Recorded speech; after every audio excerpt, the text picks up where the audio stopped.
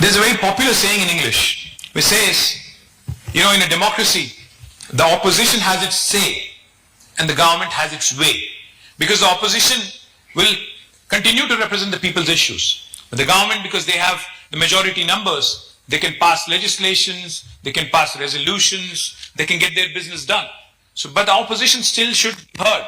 The opposition should be given a voice. Only then democracy will truly thrive. I must compliment the leader of opposition here.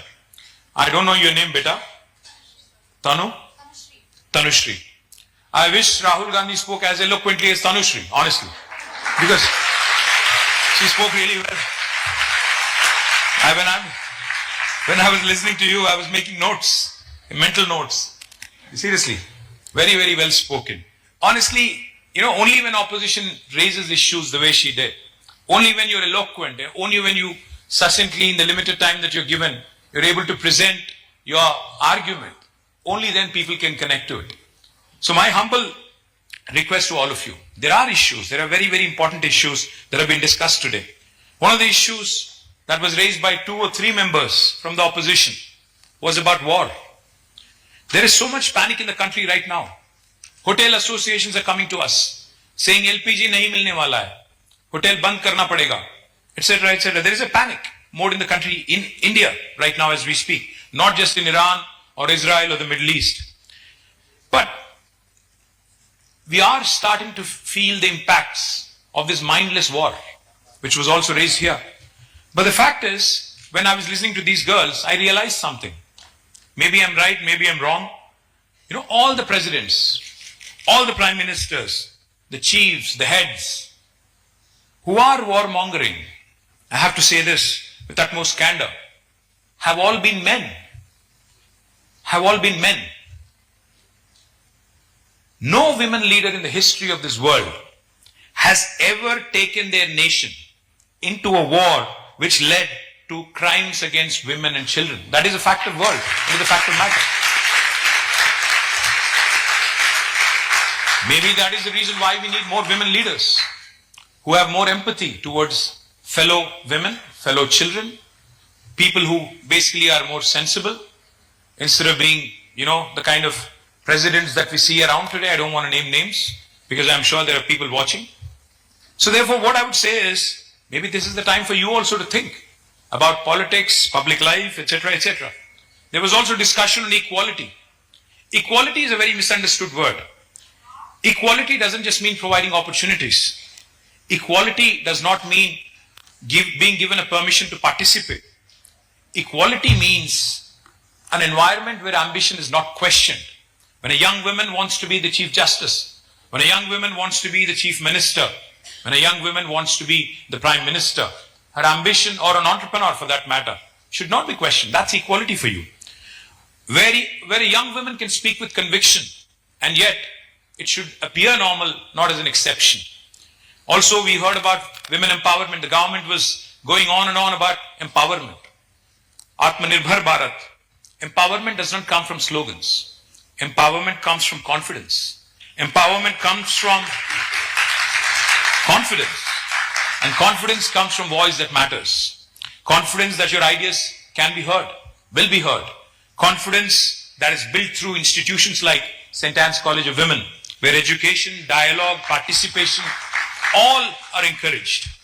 That's exactly what Youth Parliament today is all about. I would only say one thing to all the young women here. I know you're all in the age group of 18 to 21, or maybe 18 to 22. You're all looking at the world with rose-tinted glasses right now.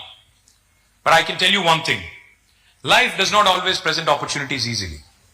Life ahead is going to be a tough task, so be prepared. But opportunities can be created. While it can be a tough road ahead, opportunities can be created through determination and courage. Several leaders have shown it. One thing I would appeal to all of you. One thing I would appeal to all of you to hear me out and probably go back home and discuss with your parents as well. Please remember, young women, especially at your age, need financial independence. You need to stand on your own 2 feet before thinking of marriage. जब आप अपना खुद की कमाई शुरू करते हो, चाहे आप नौकरी करो या कुछ एंटरप्रेन्योरियल कुछ करो, जब तक आप नहीं करते हो, मेरा तो सलाह है, मेरा तो राय है आपसे, मेरा सजेशन है कि अब जल्दबाजी में शादी नहीं करो. You have to stand on your own feet. You have to stand on your own feet and financially be independent.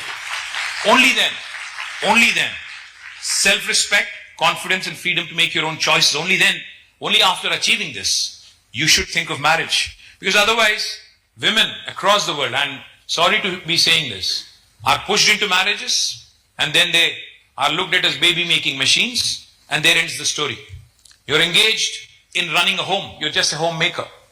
And trust me when I say this, don't get me wrong also when I say this, nothing can substitute self-belief, self-respect and self-reliance. So please be financially independent before thinking of marriage.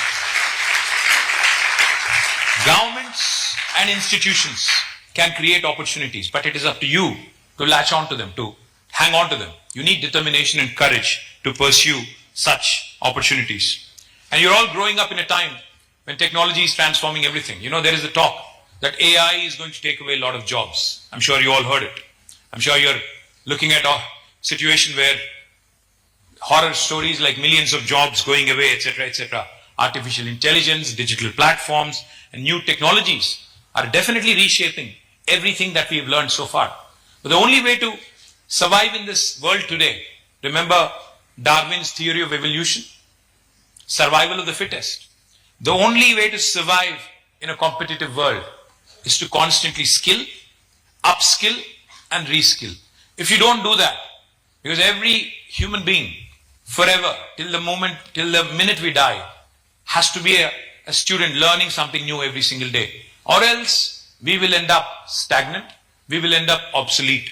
So my humble request to all of you is, learn new skills, build ideas, and create opportunities from anywhere. And please don't obsess over social media. Spending an hour is okay, but I see some kids getting addicted to it.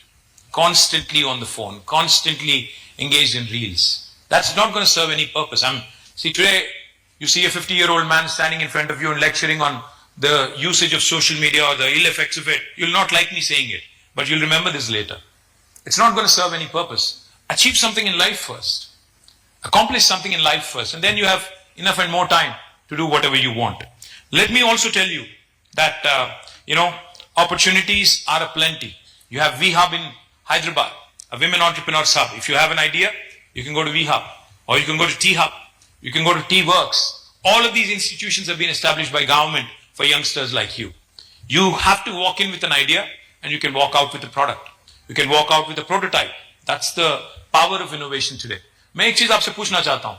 आप आज जब घर जाओगे, when you go back home, look around, or even in your college or in your classroom or in your Audi here, look around. How many of these products that you see around you, including this mic here, or including that air conditioning there, or the lights, etc., etc., how many of them are actually Indian products? You'll hardly see anything. The camera here, it's a Sony, a Japanese make. You see a Blue Star. You see, I don't know where this mic is from. I'm guessing it must be from, again, somewhere, definitely not Indian, something else. So, look around. आपके हाथ में जो phone है, कौन सी company है? Samsung होगा, Apple होगा. Is any of the products you're using Indian? We are a country of 1.4 billion people. How come we can't discover something for the rest of the world? एक भी चीज, एक ऐसी चीज बताओ मुझे जो इंडिया ने पूरे दुनिया को दिया हाल ही में.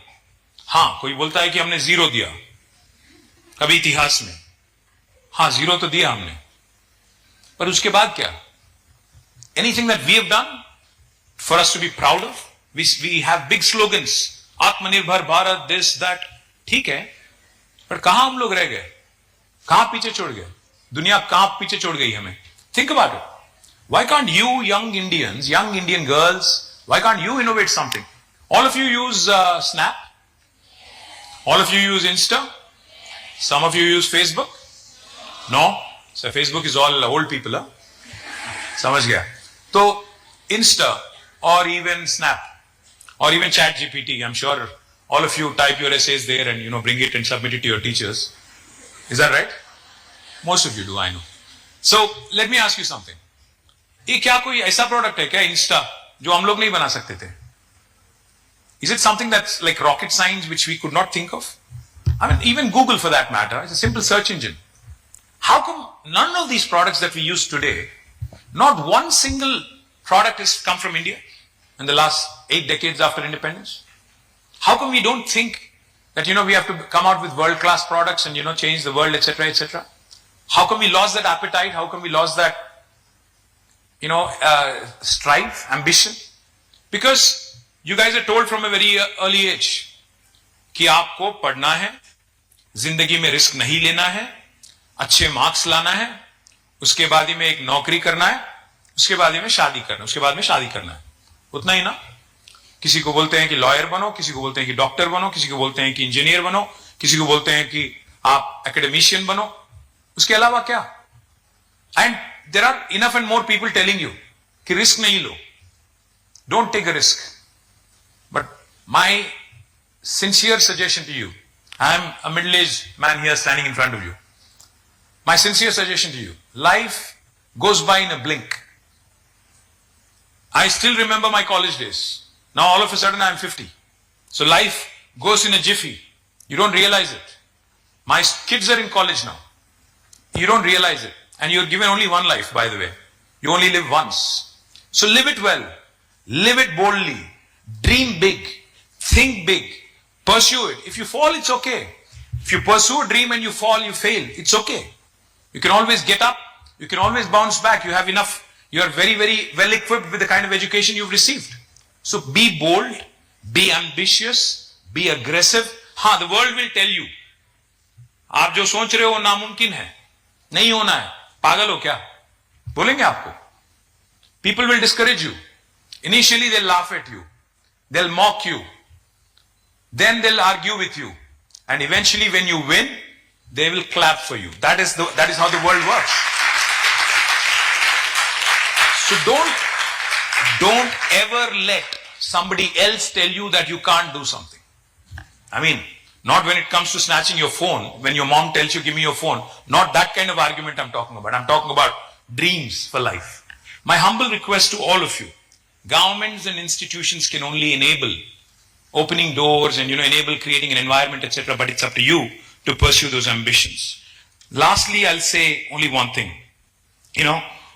Women, like I said, Justice Ruth Bader Ginsburg, women belong in all places where decisions are being made, is what she said.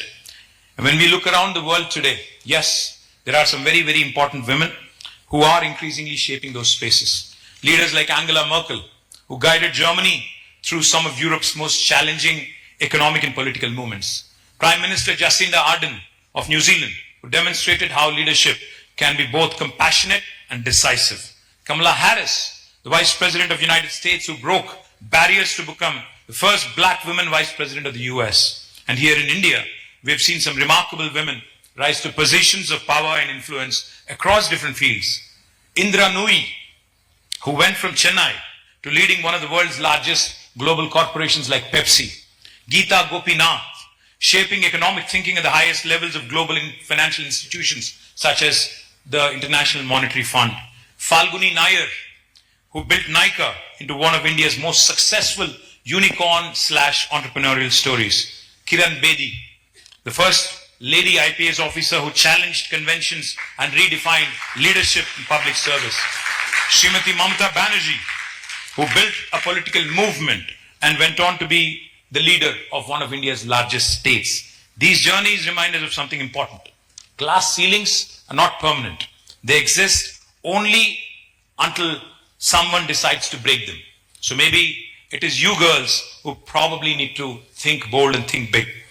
It all begins, this journey to break glass ceilings begins in classrooms like this. It begins when young women like you begin to start thinking independently, speak confidently, and participate fearlessly just the way these guys did. So speak, debate, question, participate, because the future of democracy will not only be shaped in parliaments, it will also be shaped in places like this by young women who are prepared to lead. And I truly hope that many of the future leaders of our country emerge from institutions like this. And if any of you are interested in politics, any of you at all, I also extend open invitation to join me as I work to come back. come back in Telangana. So thank you very much. I sincerely appreciate this opportunity that has been given to me, and I compliment the organizers, especially Public Admin Head Lavanyanjali Garu, who's invited me for this event. Thank you very much for this wonderful opportunity. Jai Hind, Jai Telangana. Thank you, sir, for that immensely inspiring address.